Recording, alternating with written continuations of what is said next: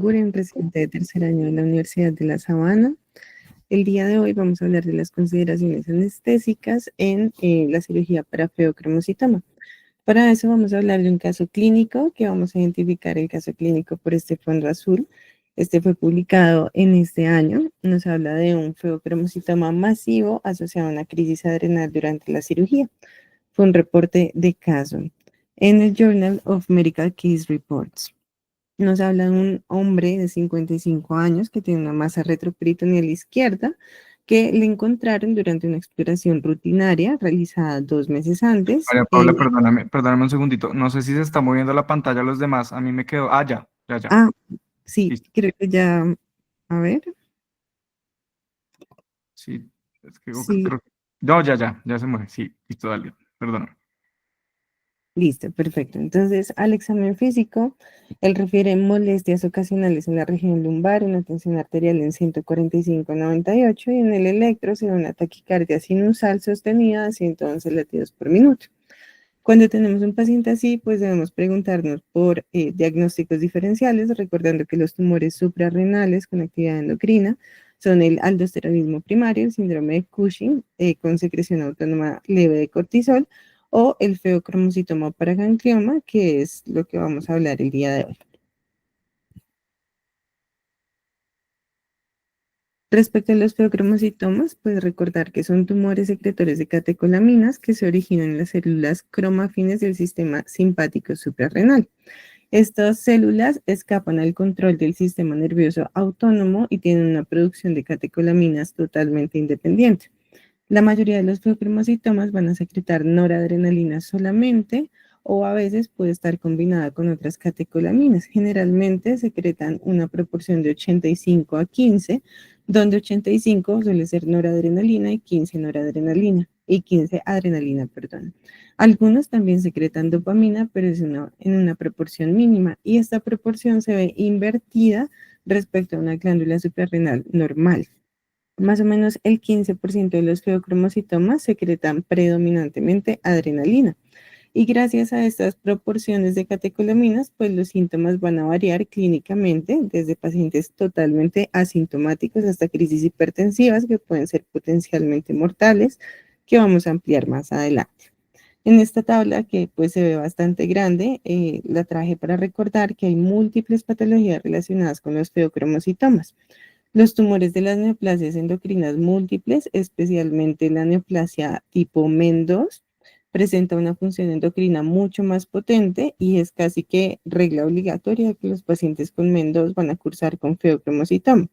Sin embargo, también tenemos los casos de paraganglioma, donde el 40% son mutaciones autosómicas dominantes familiares y se clasifican como, por ejemplo, en la enfermedad de von Hippel-Lindau, en la neoplasia endocrina múltiple tipo 2, la neurofibromatosis tipo 1, el síndrome de paraganglioma tipos 1 a 5 y las afecciones causadas por otras mutaciones que están mencionadas en la tabla. Entonces, esto es para saber que hay muchos síndromes que se asocian con un feocromocitoma y esto se asocia a fluctuaciones hemodinámicas graves en el perioperatorio, por lo que toda cirugía de feocromocitoma y paraganglioma pues van a ser cirugías de alto riesgo. Respecto a la localización, pues ya sabemos que la mayoría se ubican en la parte suprarrenal, sin embargo, las localizaciones extra suprarrenales se ha hecho la hipótesis de que tenemos un fallo de la involución del tejido cromafin en la infancia. La etiología de los Pau, creo que feocromocitomas, me están pasando las diapositivas. Perdón que te interrumpa. ay, no sé por qué pasa, pero bueno, ya pasó, creo que ya, listo. La etiología generalmente es desconocida, la mayoría son de evolución benigna y se diseminan habitualmente por conductos venosos, linfáticos, con predilección por el hígado y el hueso, donde también se pueden localizar. El 80% van a estar en la glándula suprarrenal, pero los de localización por fuera están más frecuentemente en el órgano de Sutherland, cercano a la bifurcación aórtica, y el 2% se van a localizar en el cuello y el tórax. Respecto a la epidemiología, pues esta es la causa del 0,1% de los casos de hipertensión secundaria en adultos, una incidencia de 2 a 9 por millón de habitantes, el 90% son hallazgos incidentales y el 10% son hereditarios o familiares, autosómicos dominantes, que son los que suelen recurrir más. Habitualmente, cuando son tumores suprarrenales bilaterales o extrasuprarrenales, suelen recurrir en la misma zona en diferentes generaciones sucesivas de la familia.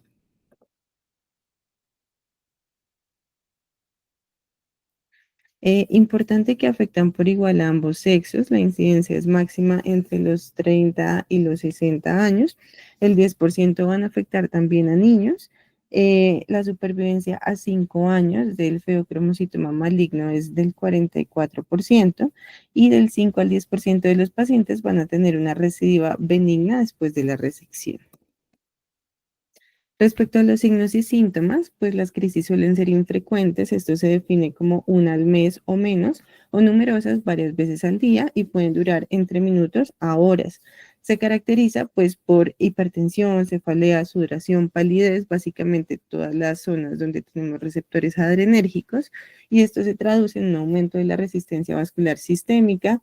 El gasto cardíaco generalmente es normal, pero tenemos un ligero descenso del volumen plasmático. Y dependiendo de la catecolamina que sea predominante, pues vamos a tener que básicamente la noradrenalina predominan efectos alfa adrenérgicos, o sea, hipertensión sistólica y diastólica con bradicardia, y la adrenalina, pues vamos a tener únicamente hipertensión sistólica, hipotensión diastólica y va a ser más hacia la taquicardia. En esta tablita, pues tenemos acá los sitios de acción, digamos, los síntomas que vamos a tener. Recordemos que por esta exposición prolongada a catecolaminas va a haber una disminución a la baja de los receptores adrenérgicos y pues va a haber efectos predominantes. También en la parte metabólica, pues por ejemplo la adrenalina puede ser un estimulante catabólico que induce lipólisis, cetogénesis, termogénesis y glicólisis, y esto pues puede provocar fiebre o hiperglicemia en estos pacientes, que de ser así tenemos que también tratarla. Respecto a nuestro caso clínico, pues al paciente le hicieron una ecografía donde evidenciaron una masa de 7 por 5 por 6 centímetros encima del riñón izquierdo y la corroboraron con un TAC. La sospecha diagnóstica era un feocromocitoma suprarrenal o un tumor neurogénico, que básicamente pues esta es la imagen que tenía nuestro paciente. Respecto al diagnóstico, lo que hicieron fue corroborar los niveles de catecolamina, de noradrenalina que estaba elevado, epinefrina que estaba elevado, pero también midieron ácido vanilil mandélico que estaba fuera del rango de referencias y le hicieron un ecocardiograma y pruebas de función tiroidea y glicemia. Todo lo anterior pues estaba dentro de límites normales, excepto las pruebas séricas y de orina. Entonces, acá en este esquema podemos ver cuáles son los precursores de las catecolaminas, desde la fenilalanina y la tirosina, y vemos que en azul oscuro pues están las catecolaminas y estas tienen una vida media muy corta. Entonces, por esa razón, nosotros deberíamos medir también los productos de degradación de las catecolaminas para tener un diagnóstico más adecuado. Entonces, ¿cómo hacemos el diagnóstico? Básicamente, pues tenemos actualmente pruebas genéticas para identificar tempranamente a estos pacientes. Tenemos la orina 24 horas para medir metanefrinas y catecolaminas, que es la prueba de tamizaje. Tenemos la medición de metanefrinas libres tanto en plasma como en orina. La de plasma tiene mayor sensibilidad. Y el punto de corte es que la normetanefrina libre esté por encima de 400 picogramos por mililitro o una concentración de metanefrina superior a 220 picogramos por mililitro para confirmar el diagnóstico. Si la concentración es menor, se descartaría un feocromocitoma. Respecto a los métodos de imagen, pues tenemos el TAC y la resonancia. El TAC identifica los tumores mayores a 1 centímetro, los que son menores no tanto, y en este caso la resonancia sería mejor para tumores menores a 1 centímetro. También tenemos la gammagrafía con este marcador que está ahí mencionado en la diapositiva, que nos da información funcional del tumor. Este marcador es un análogo de la guanetidina, que es una estructura muy parecida a la noradrenalina.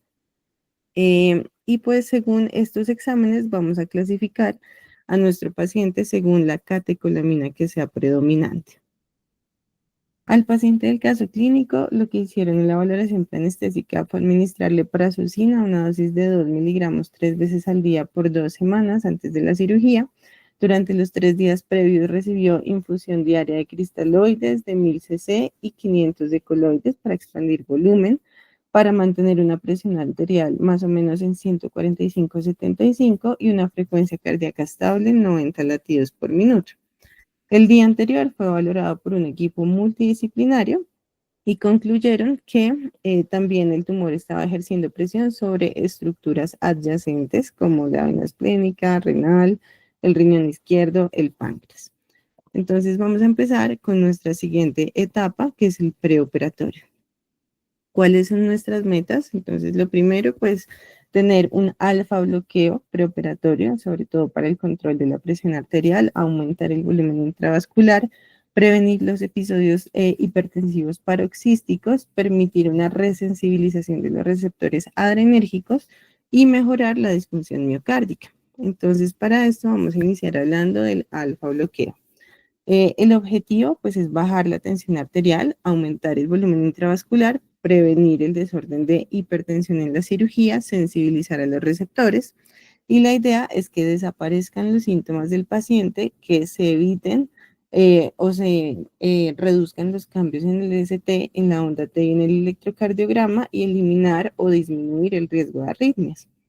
Estos son los criterios de Roisen, fueron descritos en el 82 y básicamente nos hablaban de unas metas en el hospital antes de la cirugía, mayores a 160/90, que no haya hipotensión ortostática o que no haya hipotensión menor a 80/45, que no haya cambios electrocardiográficos por una semana y que no haya más de 5 extrasístoles ventriculares por minuto. Sin embargo, pues vemos en la literatura que estos criterios han sido cuestionados y actualmente tenemos otras metas un poco más cercanas a la realidad.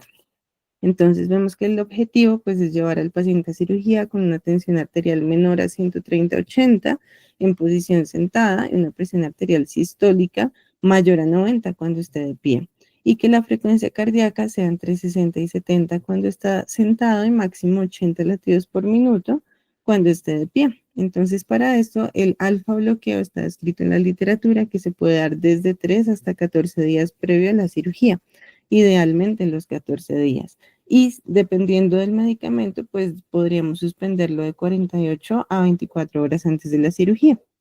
El más descrito en la literatura es la fenoxibenzamina, que es un alfa bloqueante, es el que se usa con más frecuencia. Sin embargo, pues no conozco la disponibilidad, por ejemplo, acá en Colombia. En varios países es difícil de conseguir. Este es un antagonista alfa 1 no competitivo que también tiene propiedades de alfa 2 bloqueo. La característica principal es que tiene una vida media larga de 12 horas, por lo tanto sus dosis son titulables, está descrito 10 miligramos cada 12 horas y se va titulando hasta llegar máximo a 1 miligramo por kilo día. Otros alfa bloqueantes son la prazosina y la doxazosina, que son alfa 1 bloqueantes competitivos puros. Son diferentes porque la acción, la vida media es más corta, causan menos taquicardia y por lo tanto es más fácil de ajustar las dosis deseadas. Que se ha visto que los antagonistas no selectivos se asocian a menos hipertensión en la cirugía, es decir, la fenoxibenzamina. Respecto a este medicamento, pues ya dijimos que se utiliza cada 12 horas y se debe hacer un control diario de la tensión arterial. Los problemas, pues los efectos secundarios, hay una baja disponibilidad en algunos países. Esta es una revisión de la revista colombiana de anestesia, donde vemos básicamente las dosis. Acá tenemos prazosina, doxazosina y terazosina. Vemos que la prazosina tiene una vida media corta de 2 a 3 horas, por lo que la recomendación es tomarla también el día de la cirugía. Mientras que la doxazosina sí se puede suspender el día de la cirugía y se beneficia al paciente en que no causa taquicardia ni sedación. Este es un estudio que es el estudio Prescript del año 2020 que nos compara la eficacia de dos medicamentos, que es la fenoxibenzamina y la doxazosina, y a los que no cumplían las metas les adicionaban un bloqueador de los canales de calcio, que es nifedipino. Se hizo entre 2012 y 2017 en pacientes adultos con feocromocitomas o paragangliomas mayores a 1 centímetro. Ellos encontraron que pues no hay diferencia en el porcentaje que los pacientes tienen cifras tensionales fuera de metas, pero que la inestabilidad hemodinámica fue menor en el grupo de la fenoxibenzamina, pero con una significancia estadística pues no tan notoria. Por lo tanto, pues no estaría mal utilizar doxazosina en nuestra práctica diaria. Respecto a otros medicamentos que utilizamos, están los antagonistas o los bloqueadores de los canales del calcio, que se adicionan cuando no hemos alcanzado las metas deseadas de presión arterial con los alfa bloqueantes. Está descrito el amlodipino, nicardipino, nifedipino o verapamilo. Realmente no hay muchos estudios sobre la eficacia entre uno y otro.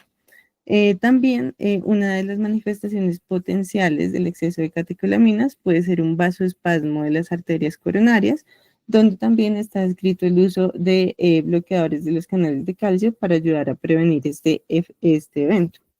Respecto a los beta bloqueadores, pues no deben utilizarse como tratamiento de primera línea, sobre todo si no hemos hecho un adecuado alfa bloqueo, ya que esto predispone a los pacientes a una crisis hipertensiva.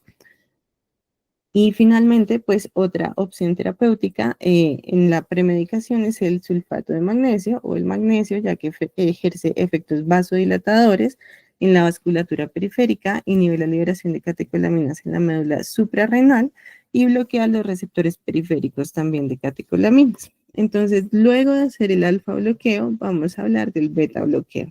Como ya mencioné anteriormente, si no hemos hecho un buen alfa bloqueo, está contraindicado hacer un beta bloqueo porque predispone al paciente a crisis hipertensivas. Estos beta bloqueadores se inician de 3 a 4 días después del bloqueo alfa. Generalmente se usa propanolol, 10 miligramos cada 6 horas, pero también atenolol, metoprolol, labetalol, entre otros. El labetalol está descrito que no debe utilizarse como tratamiento inicial, ya que puede provocar estas crisis hipertensivas paradójicas. Entonces, en la revisión de la revista colombiana, nos hablan de estas dosis: propranolol de 10 a 40 miligramos cada 6 horas, atenolol 100 miligramos días o metoprolol de 50 a 200 miligramos día. Existen otros medicamentos que tenemos que tener en cuenta, por ejemplo, la alfa-metilparatirosina, que es un medicamento que inhibe la enzima tirosina hidroxilasa, y esto limita la velocidad de síntesis de las catecolaminas, disminuyendo un 50 a un 80% la producción de catecolaminas previo a la cirugía. Y está la fentolamina, que es un bloqueador no selectivo de los receptores adrenérgicos alfa 1 y alfa 2, que muchas veces los pacientes necesitan para el manejo de efectos secundarios del exceso de catecolaminas, como el estreñimiento. Entonces, esta es una tablita que traje para que todos tengamos a la mano, para que tengamos el pantallazo de las dosis que podríamos utilizar para optimizar a los pacientes en el preoperatorio. En el caso clínico también hablábamos de que el paciente recibió una corrección de la hipovolemia. Esto es muy importante. Se debe recomendar una dieta alta en sal. Hay ciertos alimentos que contienen aminas que son simpático-miméticas, que traen tiramina. Por ejemplo, el queso, el vino, el aguacate pueden aumentar la liberación de catecolaminas. Debemos recomendar dieta alta en sal, ingesta abundante de líquidos para expandir el volumen. Está descrita en alguna literatura poner volumen intravascular con cristaloides, pero pues esto no tiene una evidencia muy fuerte. Se habla más o menos de una infusión de 1000 a 2000 mililitros al día de cristaloides. También nos habla de que los pacientes que requieran ansiolíticos o control de la glicemia lo deben tener optimizado para el día de la cirugía. Hay que evitar la actividad física intensa, el consumo de tabaco y de alcohol. Importante, pues, además de todos los paraclínicos que pedimos en cirugías de alto riesgo, obligatorio tener un ecocardiograma para identificar una miocardiopatía por catecolaminas y un electrocardiograma para ver si hay hipertrofia, si hay arritmias o bloqueos o incluso signos de isquemia. Respecto al perioperatorio, pues importante, la mano derecha va a ser la línea arterial, que es la que nos da la información en tiempo real. También se recomienda un catéter venoso central para poner medicamentos para mantener la tensión arterial. Los tumores muy activos está descrito el uso de catéter de arteria pulmonar o ecocardiografía esofágica, ya que si las crisis no se manejan adecuadamente, la mortalidad puede ser hasta del 80%. La ecocardiografía transesofágica está sobre todo indicada en pacientes con función ventricular izquierda deficiente o pacientes hemodinámicamente inestables. Dentro de los medicamentos que debemos tener deben estar vasoactivos, dopamina, noradrenalina, vasopresina, antihipertensivos y también corticosteroides. Como dijimos, pues también tiene relación con otras manifestaciones del cortisol. ¿Qué medicamentos debemos evitar? Entonces, esta es una lista bastante larga, me parece a mí, pero es importante evitar estos fármacos o maniobras que aumenten la liberación de catecolaminas, que no solamente pueden estar dadas por el miedo, el estrés a la cirugía, el dolor, sino también por la manipulación tumoral, la hipoxia, la hipercapnia, los escalofríos. Entonces, hay que evitar la morfina y el atracurio, por ejemplo, porque se asocian a liberación de histamina. La atropina, la ketamina, el pancuronio, la succinilcolina son medicamentos que son simpático-miméticos y pueden precipitar crisis, incluso en la inducción. Evitar el desflorane, la metoclopramida o el haloperidol, porque estos también son antagonistas de la dopamina. Entonces son consideraciones para tener en cuenta. Dentro de los antihipertensivos que debemos tener a la mano está el nitroprusiato sódico, un vasodilatador directo, lo administramos de dosis entre 0,5 hasta 4 microgramos kilo minuto. La fentolamina, que también es un bloqueante alfa-adrenérgico, que ya habíamos mencionado anteriormente, en dosis de 2,5 hasta 15 microgramos kilo minuto. O la nitroglicerina, que va a ser titulable hasta máximo 100 microgramos por minuto. Idealmente no utilizar la Betalol como primera línea, a menos de que sepamos que el paciente tenga un excelente alfa bloqueo en el periodo preoperatorio. Respecto a los antihipertensivos, traje pues este estudio del año 2012, es un poquito viejito, pero nos habla también del sulfato de magnesio, que tiene por su inhibición de la liberación de catecolaminas, pues tiene efecto vasodilatador, antagonista del calcio, estabilizador de la conducción cardíaca y las membranas en general.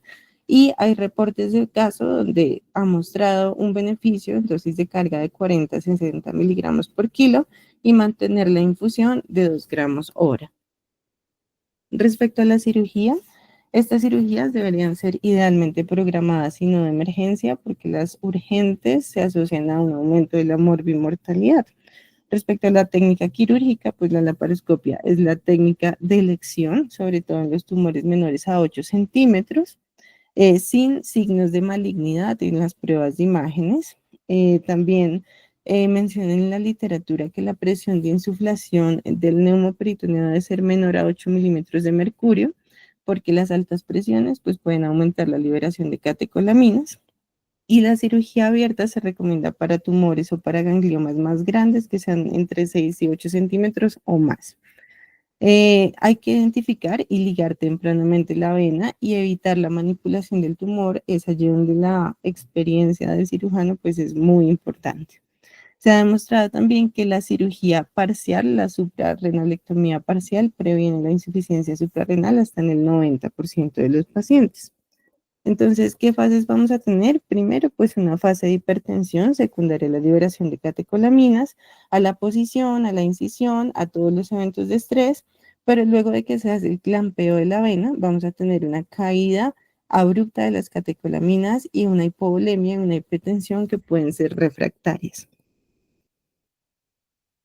Entonces, allí vamos a mencionar pues la crisis suprarrenal, que es una afección crítica potencialmente mortal, que puede estar asociada a hipertensión maligna, ictus e infarto agudo de miocardio. Allí puede cursar el paciente con una miocardiopatía, que son cambios de la permeabilidad provocados por las catecolaminas en niveles tan altos, que afecta a las membranas sarcolémicas, causando toxicidad por calcio, toxicidad por productos oxidativos de las catecolaminas y lesión del miocardio por radicales libres. Además, se asocia a vasoconstricción coronaria, por vías adrenérgicas, disminución del flujo sanguíneo coronario, que es un factor de riesgo para isquemia, y puede haber cambios electrocardiográficos como descenso o elevación del ST, aplanamiento o inversión de la onda T, prolongación del intervalo QT, ondas P picudas, entre otros. Entonces, pues para que tengamos a la mano, esta es otra diapositiva como de resumen de las dosis que podemos utilizar en una crisis adrenal. Y allí vamos a hablar un poco de la dexmedetomidina, que está descrito antes de la inducción y el mantenimiento con una infusión. Los estudios que hay de dexmedetomidina no son muy grandes, la mayoría son reportes de caso, pero básicamente evidencia que el uso de dexmedetomidina reduce los niveles de noradrenalina, reduce también los niveles de tensión arterial en los pacientes y está descrito utilizar en bolo 1 microgramo por kilo y continuar la infusión más o menos a 0,5 microgramos kilo hora.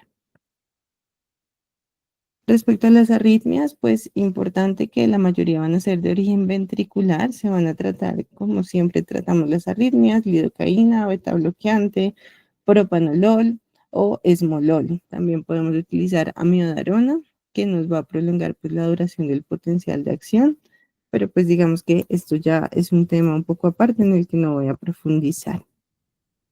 Importante que en la cirugía, después del clampeo de la vena o la ligadura de la vena, va a haber una fase de hipotensión inmediata. Más o menos la vida media de las catecolaminas es de 1 a 2 minutos, entonces va a haber una vasodilatación porque vamos a tener al paciente con un alfa bloqueo residual desde su premedicación y además se va a ver acentuada la hipotensión por la pérdida de líquidos, de sangre, por la profundidad de la anestesia. Esto nos lleva a un riesgo de lesión renal aguda y es importante que nosotros sepamos que por ser una cirugía mayor con altos niveles de estrés, pues nosotros deberíamos dar suplencia de corticosteroides a estos pacientes desde la inducción, sobre todo para poder afrontar este momento. También se ha hablado que después del clampeo de la vena y de la caída de catecolaminas, pues va a haber una hipoglicemia, por lo que se recomienda estar monitoreando la glicemia constantemente en la cirugía y para esto pues también nos va a ayudar la suplencia de corticoides. Respecto a la analgesia, pues sabemos que hoy en día debemos usar siempre técnicas multimodales, sobre todo los pacientes no pueden salir con dolor porque tenemos el riesgo de crisis adrenales. Debemos tener un manejo multimodal, bombas de PCA, técnicas neuroaxiales, catéteres epidurales. Están descritos algunas técnicas regionales como el bloqueo del ISP o del cuadrado lumbar. ¿Qué pasó con nuestro paciente del caso? Básicamente ingresó al quirófano con signos vitales en metas, le hicieron la inducción anestésica con pancuronio, sulfentanilo, etomidato, propofol, lo intubaron con un tubo 6,5 y el mantenimiento fue con remifentanilo, dexmedetomidina y sevoflurano. Después de la inducción, tomaron o canalizaron la línea arterial izquierda y un catéter venoso central y durante la exploración quirúrgica vieron que el tumor estaba adherido al vaso, a las arterias y esto complicó el proceso de separación. Recordemos que los eventos de estrés y la manipulación del tumor pues predisponen a crisis. Además, en la separación del tumor, pues hubo sangrado de vasos renales, requirió rafia de estas arterias y el paciente empezó a presentar una crisis hipertensiva descrita como máximo pico 250-110 milímetros de mercurio. Se hicieron esfuerzos pues para controlar la tensión arterial y después del clampeo de la vena bajó la tensión hasta 50-30. Iniciaron de inmediato una reanimación con líquidos, que en este tipo de pacientes es muy importante porque ellos vienen crónicamente depletados, y también utilizaron metilprednisolona, epinefrina, hasta que lograron una tensión de 90-50 milímetros de mercurio.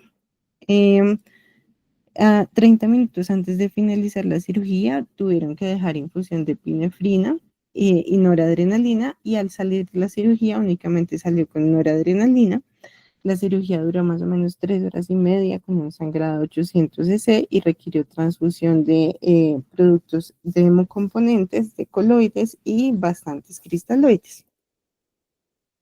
Entonces, ¿qué debemos vigilar en nuestro posoperatorio? Primero, recordar que las concentraciones plasmáticas de catecolaminas se normalizan entre 7 a 10 días después de la cirugía. Entonces, el riesgo de crisis adrenal puede estar presente hasta 2 semanas después e incluso en la sala de recuperación. Por eso es tan importante, pues, el manejo del dolor. El 50% de estos pacientes van a permanecer hipertensos varios días y más o menos el 30% de los pacientes quedan hipertensos permanentemente o de manera indefinida. Hay que hacer diagnósticos diferenciales en los pacientes que tienen hipertensión persistente después de la cirugía, como complicaciones quirúrgicas, dolor, isquemia renal o hipertensión idiopática subyacente.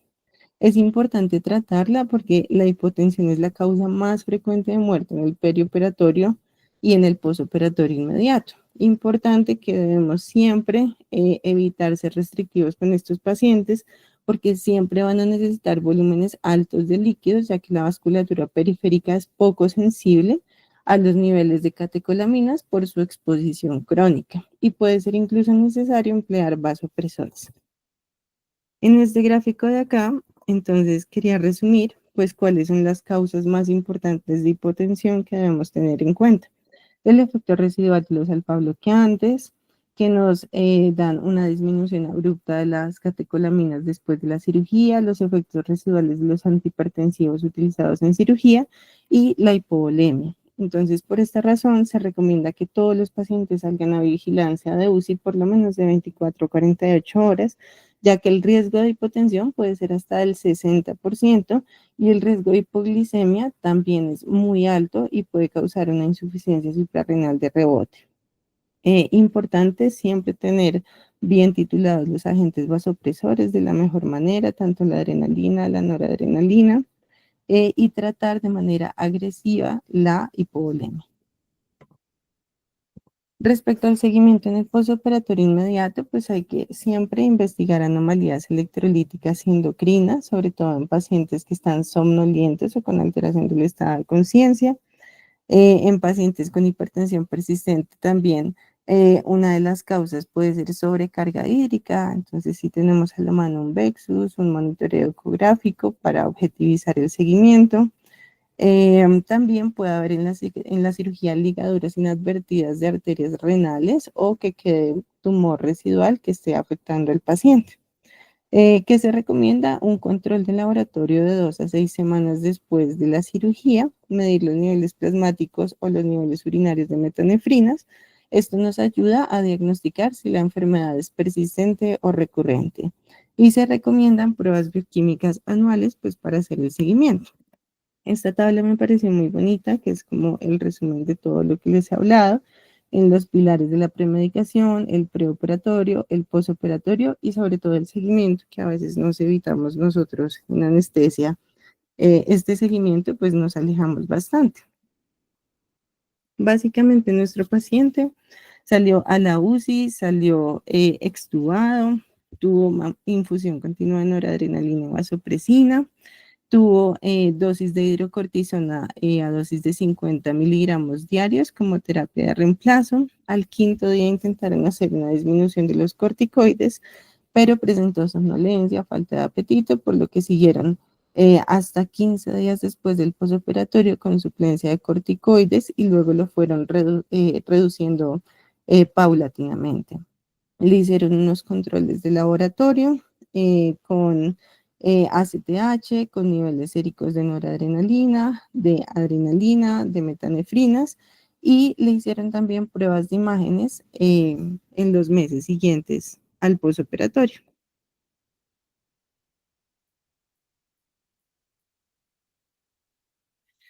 Ya para finalizar, pues recordar que el seguimiento de los paragangliomas y los feocromocitomas debe ser a largo plazo, como les mencioné al comienzo de la charla.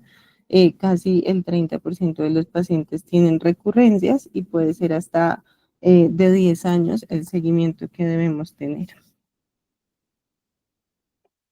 Y bueno, esto era lo que les traía para el día de hoy. Espero que les haya gustado la charla. No sé si haya dudas o comentarios.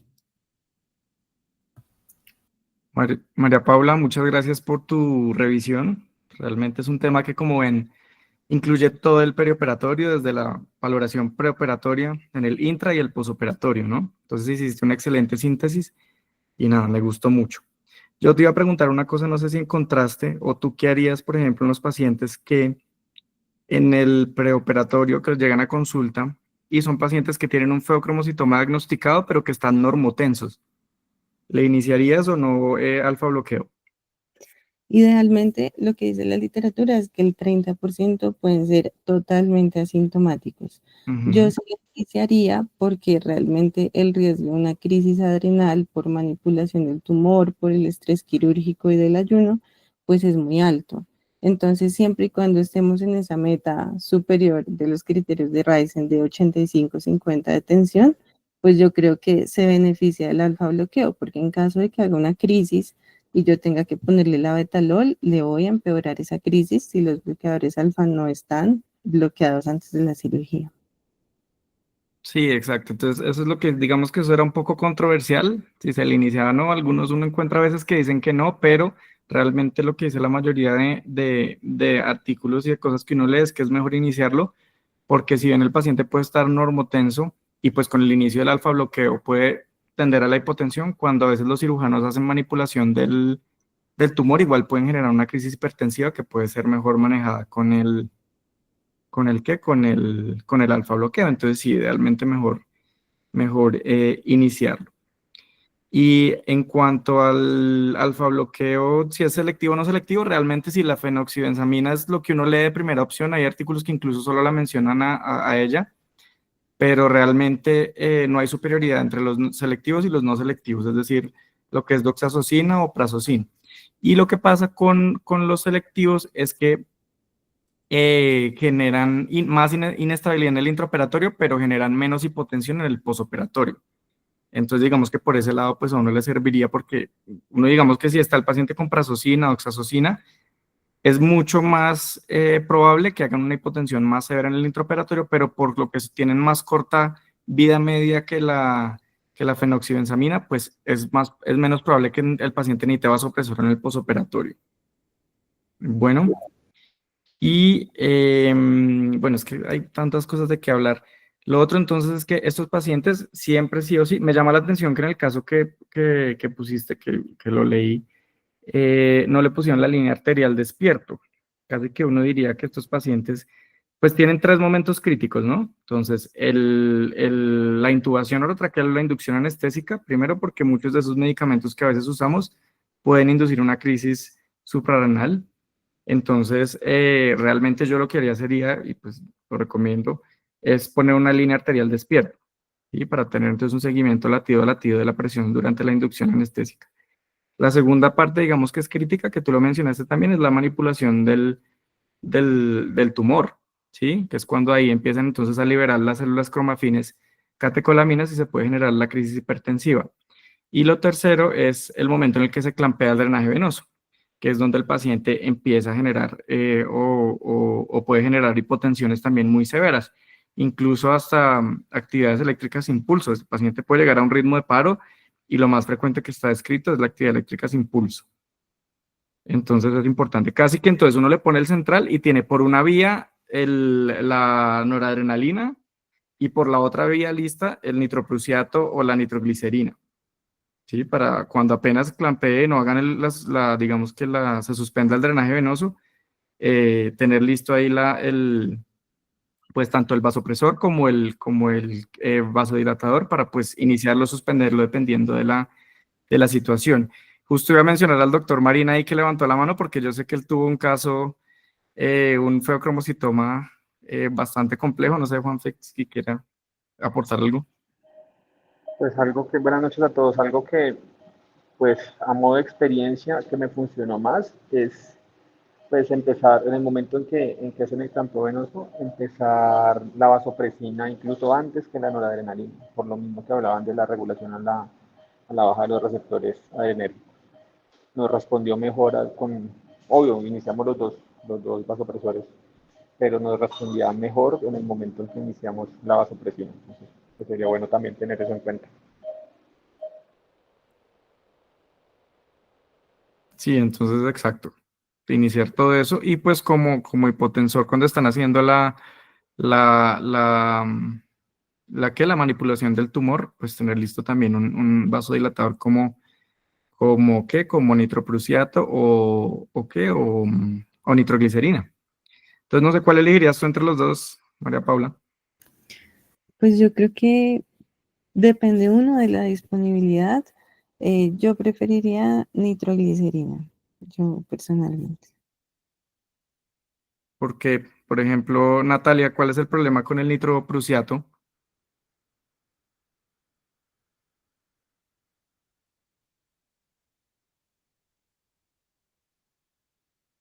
Natalia, ¿no? Sí, pero no estoy segura, Doc. ¿Qué? O sea, ¿tú también iniciarías nitroglicerina?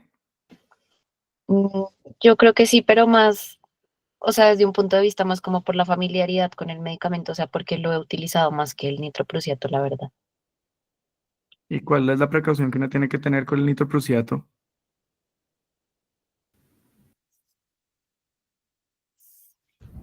Doc, creo que pues, se asocia a robo coronario, que es esa vasodilatación de las arterias subepicárdicas y pues que deteriora pues la perfusión hacia su endocardio. Yo también quería Intoxicación por tiocianatos, también en dosis prolongadas. Eso, dosis. Cris. ¿Quién habla ahí? Es que no sé quién. ¿Cristian? Sí, sí, sí. Eso. Entonces el problema cuando digamos que con el nitroprusiato de sodio hay que tener dos precauciones, y es uno, eso, la intoxicación por tiosanatos, es decir, cianuro, básicamente, cuando son infusiones prolongadas. Entonces digamos que el nitroprusiato es un excelente vasodilatador, realmente yo diría que es casi que mejor que la nitroglicerina en cuanto a efecto rápido y potente. Sin embargo, si uno lo inicia, digamos que de forma prolongada, puede generar esa intoxicación, y lo otro es que genera también taquifilaxia. Entonces es un círculo vicioso porque a medida que avance el tiempo, va a responder menos y menos el paciente al nitroprusiato, y uno le va a subir más la dosis y va a tener entonces uno más riesgo de tener intoxicación por sí, tiosanatos. Entonces es eso. Pero la nitroglicerina también es una buena opción realmente. Pues tiene más predominancia por el efecto, por la capacitancia, por los vasos venosos, por los vasos de capacitancia venosa, ¿no? Entonces, listo, eso es otra cosa importante. No sé si alguien más tenga alguna pregunta, quiere hacer algún comentario.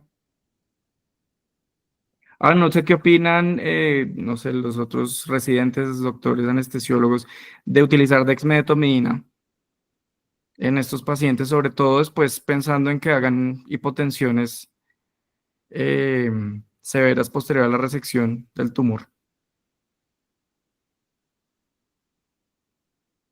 Doctor Sánchez le encanta la dexmedetomidina, y entonces estarían a favor por lo que veo.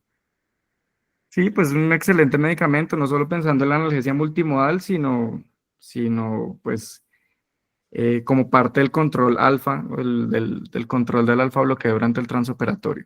Yo pensaría que sí, y pues dosis bajas, procurando de pronto la parte de dosis bajas, que muestran efectos analgésicos sin tanto efecto adverso. Sí, Sí. de pronto una consideración, pues según lo que leí, porque no tengo mucha experiencia, pero podría ser muy buena en infusión y evitar como esas dosis de bolo que son más grandes, que predisponen más a bradicardia e hipotensión en el posoperatorio. Sí, exacto. Sí, uno evitaría ahí los bolos, ¿no? Para evitar eso. Bueno, lo otro es también uno indicarle al paciente cuando está en el preoperatorio del inicio del alfa bloqueo con una dieta alta en sodio, ¿no? Para contrarrestar la contracción del volumen intravascular que hay en el preoperatorio. Entonces, básicamente es eso. Y si el paciente llega aún muy hipertenso, a pesar del alfa bloqueo adecuado, pues también está descrito el inicio de calcioantagonistas, ¿no? Sí, exactamente. Pues ahí hablaba de nifedipino, verapamilo, ni cardipino, pero en realidad como que no hay una preferencia frente a uno a otro, sino más de disponibilidad. Sí.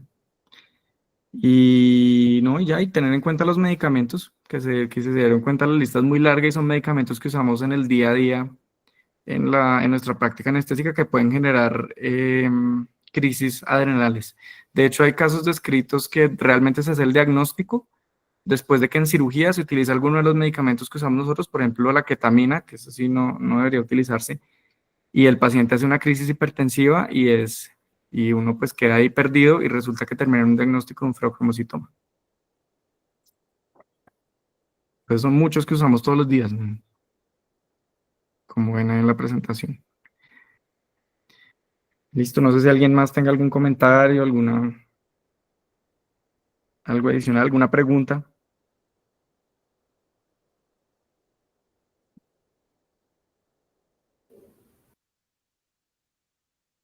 Listos. Entonces yo creo que eso sería todo. María Paula, otra vez muchas gracias. Muy Muchas chévere la gracias. revisión. Muchas Muy gracias. interesante.